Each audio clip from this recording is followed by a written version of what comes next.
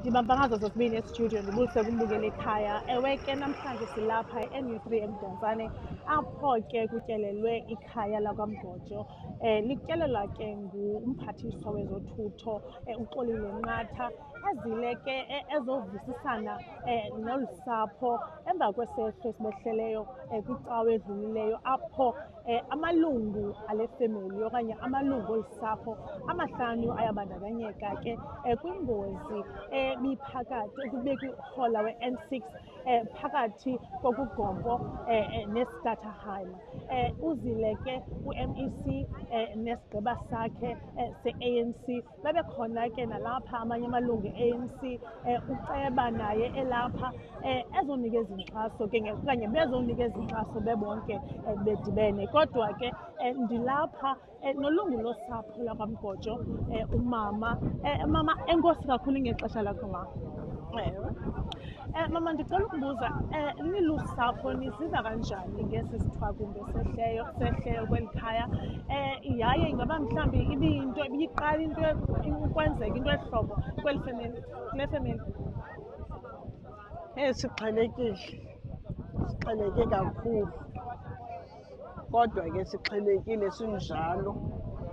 Kukho abantwana ekungafunekile sibabonisile indlela esixheleke ngayo, somelele phambi kwabo.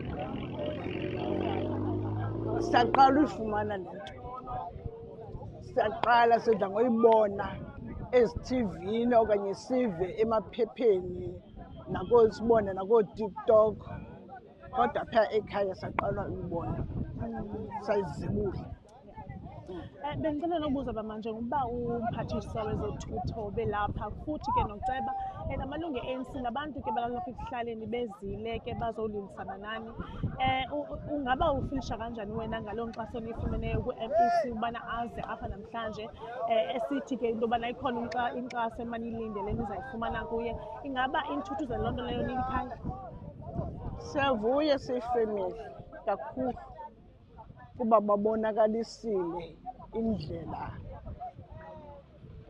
abakhala abanenkathalo ngayo. Babonakalisile inkathalo yabo. Siyavuya siyifemeli. Enkosi kakhulu ke mama. Nguye ke lowo umama olilungu losapho ke lakwaMgojo esitsho ke into yokubana beli khaya bayayiqala ke uba babe nesehlo esinjena, bayayiqala. Into lena ebakade bebeyiva mhlawumbi bayive kumabonakude okanye bayive ke kumakhasi onxibelelwano, esitsho ke into yobana kodwa kuyanyanzeleka into yoba bomelelele ke nabantwana abashiyekileyo.